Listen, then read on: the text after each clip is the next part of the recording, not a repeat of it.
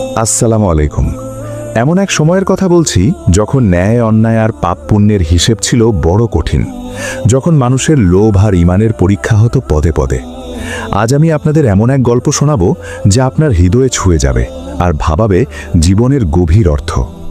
একদা এক জনপদে বাস করত এক যুবক, তার নাম ইউসুফ।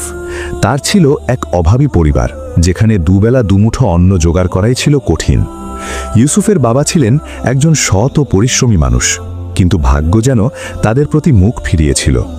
দারিদ্র্যের কষাঘাতে জর্জরিত হয়েও ইউসুফের বাবা কখনো হার মানেননি, সর্বদা হালাল উপার্জনের উপর জোর দিতেন।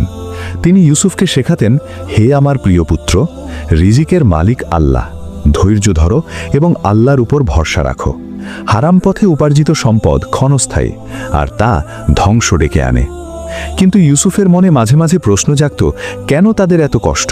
কেন তাদের চারপাশে অনেকে অনায়াসে বিলাসবহুল জীবনযাপন করে, অথচ তাদের সৎ পথে উপার্জন করেও এত অভাব? এই প্রশ্নগুলো তাকে কুড়ে কুড়ে খেত। একদিন ইউসুফ তার বাবার কাছে গেল এবং বলল, আব্বাজান, আমি আর এই দারিদ্র্য সহ্য করতে পারছি না। আমি চাই আমাদের পরিবারের মুখে হাসি ফোটাতে, তাদের কষ্ট দূর করতে। কিন্তু হালাল পথে এত অল্প উপার্জন হয় যে আমাদের প্রয়োজন মেটানোও কঠিন হয়ে পড়ে। ইউসুফের বাবা দীর্ঘশ্বাস ফেলে বললেন, পুত্র, শয়তান মানুষকে এভাবেই প্ররোচিত করে। মনে রেখো, আল্লাহ তাআলা যাকে চান তাকে অগণিত রিজিক দান করেন, আর যাকে চান তাকে পরীক্ষা করেন। আমাদের ধৈর্য ধরতে হবে এবং আল্লাহর ফায়সালার উপর সন্তুষ্ট থাকতে হবে।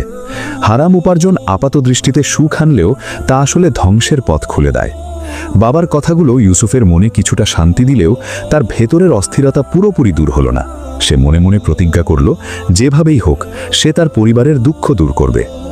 একদিন ইউসুফ এক ধনী বণিকের সান্নিধ্যে এলো। বণিকটি ছিল অত্যন্ত ধূর্ত এবং অসৎ উপায়ে সম্পদ অর্জনে সিদ্ধহস্ত।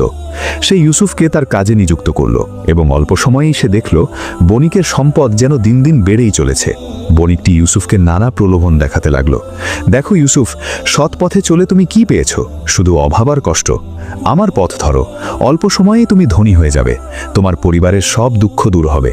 বণিকের কথাগুলো ইউসুফের মনে গভীর প্রভাব ফেলল। সে তার বাবার উপদেশ ভুলে গিয়ে বণিকের দেখানো পথে পা বাড়াতে শুরু করল। তার মনে হলো হয়তো এটাই তার পরিবারের দুঃখ দূর করার একমাত্র উপায়। কিন্তু সে জানত না এই পথ তাকে কোন ভয়াবহ পরিণতির দিকে ঠেলে দিচ্ছে। বণিকের প্রলোভনে পড়ে ইউসুফ দ্রুতই তার অসৎ পথে উপার্জনের অংশীদার হয়ে উঠল। প্রথম দিকে তার মনে এক ধরনের অপরাধবোধ কাজ করত, বাবার উপদেশগুলো বারবার কানে বাজত। কিন্তু যখন সে দেখল এই নতুন পথে তার হাতে অর্থ আসছে দ্রুত, পরিবারের অভাব কিছুটা হলেও ঘুরছে, তখন তার বিবেক ধীরে ধীরে ভোঁটা হয়ে যেতে লাগল। সে ভাবল, হয়তো আল্লাহ তাকে এই পথেই সাহায্য করছেন, হয়তো তার বাবার ধারণা ভুল ছিল। তার পরিবারও ইউসুফের হঠাৎ করে অর্থ উপার্জনে খুশি হল, যদিও ইউসুফ তাদের কাছে তার উপার্জনের উৎস গোপন রাখত। তারা জানত না এই অর্থের পেছনে লুকিয়ে আছে কত মানুষের দীর্ঘশ্বাস আর বঞ্চনা। ইউসুফ এখন আর সেই দরিদ্র যুবক নেই। তার পোশাক পরিচ্ছদ বদলে গেছে, হাতে এসেছে স্বর্ণালঙ্কার, ঘরে এসেছে নতুন আসবাবপত্র। কিন্তু এই প্রাচুর্যের মাঝেও ইউসুফ এক অদ্ভুত শূন্যতা অনুভব করত। রাতের বেলা যখন সবাই ঘুমিয়ে পড়ত, তখন তার মনে এক অজানা ভয় জেঁকে বসত। সে দেখত তার বাবা গভীর রাতে তাহাজ্জুদের নামাজে দাঁড়িয়ে আল্লাহর কাছে দোয়া করছেন, আর তার মা নীরবে চোখের পানি ফেলছেন। তাদের সরলতা আর আল্লাহর প্রতি অবিচল আস্থা ইউসুফকে আরও বেশি অপরাধী করে তুলত। সে বুঝতে পারত না এই সুখ কি সত্যিই সুখ নাকি এক মায়াজাল। বণিকের সাথে কাজ করতে গিয়ে ইউসুফ আরও অনেক অসৎ পন্থা শিখল। ওজনে কম দেওয়া, ভেজাল মেশানো, মিথ্যা কথা বলে পণ্য বিক্রি করা, এসব এখন তার কাছে স্বাভাবিক হয়ে গেছে। তার মন থেকে আল্লাহর ভয় যেন পুরোপুরি দূর হয়ে গিয়েছিল। সে ভাবত যতক্ষণ না কেউ তাকে ধরছে ততক্ষণ সে নিরাপদ। কিন্তু সে ভুলে গিয়েছিল একজন আছেন যিনি সব কিছু দেখছেন, যিনি প্রতিটি অন্যায়ের হিসাব রাখছেন। একদিন এক বৃদ্ধা ইউসুফের দোকানে এলেন। তার হাতে ছিল একটি ভাঙা পাত্র, চোখে ছিল গভীর আকুতি। তিনি ইউসুফের কাছে কিছু খাদ্যশস্য চাইলেন, যা দিয়ে তিনি তার ক্ষুধার্ত নাতি নাতনিদের মুখে খাবার তুলে দিতে পারেন।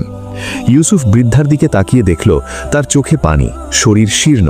কিন্তু ইউসুফের মন তখন অর্থের লোভে এতটাই অন্ধ হয়ে গিয়েছিল যে সে বৃদ্ধার কষ্ট বুঝতে পারল না।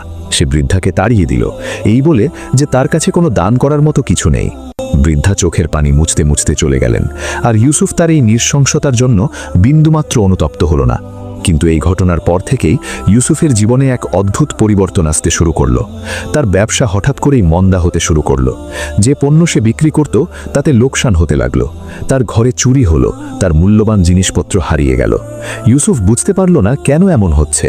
সে বণিকের কাছে গেল সাহায্যের জন্য, কিন্তু বণিক তাকে কোনো সাহায্য করতে পারল না, বরং নিজেই নিজের লোকসান নিয়ে চিন্তিত ছিল। ইউসুফের মনে এক অজানা ভয় বাসা বাঁধতে শুরু করল। সে অনুভব করল হয়তো তার বাবার কথাগুলোই সত্যি হতে চলেছে, হয়তো অন্যায় পথে উপার্জনের শাস্তি শুরু হয়ে গেছে। ইউসুফের জীবনে একের পর এক বিপদ আসতে শুরু করল। তার ব্যবসা পুরোপুরি বন্ধ হয়ে গেল। হাতে থাকা অর্থ দ্রুত ফুরিয়ে যেতে লাগলো। যে বণিক তাকে প্রলোভন দেখিয়েছিল সেও এখন ইউসুফকে এড়িয়ে চলতে শুরু করল। ইউসুফ বুঝতে পারল সে একা হয়ে গেছে। তার চারপাশে যারা অর্থের লোভে ভিড় করেছিল তারা এখন আর নেই। তার পরিবারের মুখেও এখন আর সেই হাসি নেই, বরং তাদের চোখে হতাশা আর দুশ্চিন্তার ছাপ স্পষ্ট। ইউসুফ তার বাবার কাছে ফিরে গেল, কিন্তু লজ্জায় তার মুখ দিয়ে কোনো কথা বের হচ্ছিল না। তার বাবা, যিনি সবসময় আল্লাহর উপর ভরসা রাখতে বলতেন, তিনি ইউসুফের এই অবস্থা দেখে শুধু দীর্ঘশ্বাস ফেললেন। একদিন ইউসুফ তার ঘরে বসেছিল, ক্ষুধার্ত অবস্থায়। তার মনে পড়ল সেই বৃদ্ধার কথা, যাকে সে একদিন তাড়িয়ে দিয়েছিল। তার মনে হলো হয়তো সেই বৃদ্ধার অভিশাপই তার এই অবস্থার কারণ। অনুশোচনার আগুনে ইউসুফ দগ্ধ হতে লাগল। সে বুঝতে পারল হারাম উপার্জনের ফল কতটা ভয়াবহ হতে পারে। তার বাবা তাকে বলেছিলেন, হারাম উপার্জন আপাত দৃষ্টিতে সুখ আনলেও তা আসলে ধ্বংসের পথ খুলে দেয়। আজ ইউসুফ সেই কথার সত্যতা মর্মে মর্মে উপলব্ধি করতে পারল। তার চোখের সামনে ভেসে উঠল তার বাবার পরিশ্রমী জীবন, তার মায়ের ধৈর্য আর তাদের আল্লাহর প্রতি অবিচল আস্থা। ইউসুফ সিদ্ধান্ত নিল সে তার ভুল শুধরে নেবে। সে তার বাবার কাছে গিয়ে ক্ষমা চাইল। বাবা তাকে বুকে জড়িয়ে ধরলেন। তার চোখে ছিল আনন্দাশ্রু। বাবা বললেন, আল্লাহর রহমত থেকে কখনো নিরাশ হয় না পুত্র, তওবার দরজা সবসময় খোলা থাকে। আল্লাহ ক্ষমাশীল, দয়ালু। বাবার কথাগুলো ইউসুফের মনে নতুন করে আশার সঞ্চার করল। সে প্রতিজ্ঞা করল সে আর কখনো হারাম পথে পা বাড়াবে না। সে হালাল পথে উপার্জন করবে, যতই কষ্ট হোক না কেন। ইউসুফ তার পুরনো জীবন ছেড়ে দিল। সে ছোটখাটো কাজ করে হালাল উপার্জনের চেষ্টা করতে লাগল। প্রথম দিকে তার খুব কষ্ট হচ্ছিল, কারণ সে বিলাসবহুল জীবনযাপনে অভ্যস্ত হয়ে গিয়েছিল। কিন্তু তার মনে এখন শান্তি ছিল। সে অনুভব করত তার প্রতিটি হালাল উপার্জনের পেছনে আল্লাহর বরকত রয়েছে। সে এখন আর অর্থের পেছনে ছুটত না, বরং আল্লাহর সন্তুষ্টির জন্য কাজ করত। তার বাবা মাও তার এই পরিবর্তনে খুশি হলেন। তারা জানতেন তাদের পুত্র সঠিক পথে ফিরে এসেছে। একদিন ইউসুফ একটি ছোট বাজারে কাজ করছিল। সে সততার সাথে কাজ করত, যার ফলে সবাই তাকে বিশ্বাস করত। তার সততা আর পরিশ্রম দেখে একজন ধনী ব্যবসায়ী মুগ্ধ হলেন। তিনি ইউসুফকে তার সাথে কাজ করার প্রস্তাব দিলেন। ইউসুফ এই প্রস্তাব গ্রহণ করল এবং নতুন করে তার জীবন শুরু করল। সে এখন আর ধনী হবার লোভে অন্ধ ছিল না, বরং আল্লাহর উপর ভরসা রেখে হালাল পথে উপার্জন করত। তার মনে ছিল এক গভীর শান্তি, যা সে আগে কখনো অনুভব করেনি। সে বুঝতে পারল প্রকৃত সুখ অর্থের প্রাচুর্যে নয়, বরং আল্লাহর সন্তুষ্টি আর হালাল উপার্জনে। ইউসুফের জীবন এখন সম্পূর্ণ ভিন্ন। সে এখন একজন সম্মানিত ব্যবসায়ী, যার সততা আর ন্যায়পরায়ণতার খ্যাতি চারদিকে ছড়িয়ে পড়েছে। তার দোকানে এখন আর ভেজাল পণ্য নেই, ওজনে কম দেওয়া হয় না। সে তার কর্মীদের সাথেও ন্যায় বিচার করে, তাদের প্রাপ্য মজুরি সময় মতো পরিশোধ করে। তার এই পরিবর্তন দেখে অনেকেই অবাক হয়, কারণ তারা ইউসুফের অতীত সম্পর্কে জানত। কিন্তু ইউসুফ তার অতীতকে ভুলে যায়নি, বরং তা থেকে শিক্ষা নিয়েছিল। সে এখন নিয়মিত আল্লাহর ইবাদত করে, অভাবীদের সাহায্য করে এবং মানুষকে হালাল উপার্জনের গুরুত্ব সম্পর্কে বোঝায়। একদিন ইউসুফ তার বাবার সাথে বসেছিল। বাবা তার দিকে তাকিয়ে হাসলেন এবং বললেন, পুত্র, আমি জানতাম তুমি একদিন সঠিক পথে ফিরে আসবে। আল্লাহর রহমত সবসময় তোমার সাথে ছিল। ইউসুফ তার বাবার হাত ধরে বলল, আব্বাজান, আপনার উপদেশগুলোই আমাকে সঠিক পথে ফিরিয়ে এনেছে। আমি বুঝতে পেরেছি দুনিয়ার ক্ষণস্থায়ী সুখের পেছনে ছুটে আমরা আখিরাতের অনন্ত সুখকে ভুলে যাই। হারাম উপার্জন শুধু ধ্বংসই ডেকে আনে, আর হালাল উপার্জন বরকত আর শান্তি নিয়ে আসে। ইউসুফের এই পরিবর্তন তার পরিবারের জন্যও কল্যাণ বয়ে আনল।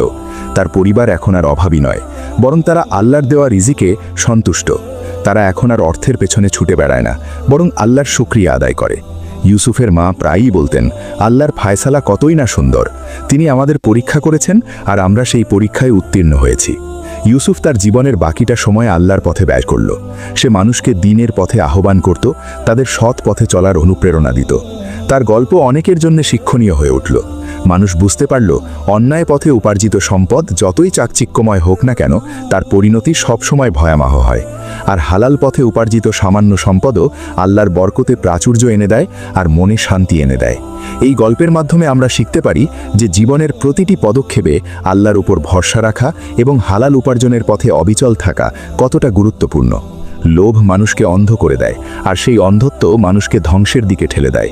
কিন্তু যখন মানুষ তার ভুল বুঝতে পারে এবং আল্লাহর কাছে ফিরে আসে, তখন আল্লাহ তাকে ক্ষমা করেন এবং সঠিক পথ দেখান। ইউসুফের গল্প আমাদের মনে করিয়ে দেয় যে আল্লাহর বিচার বড় সূক্ষ্ম, আর তার শাস্তি থেকে কেউ বাঁচতে পারে না। তবে তার রহমতও অসীম, যারা তওবা করে ফিরে আসে তিনি তাদের ক্ষমা করে দেন।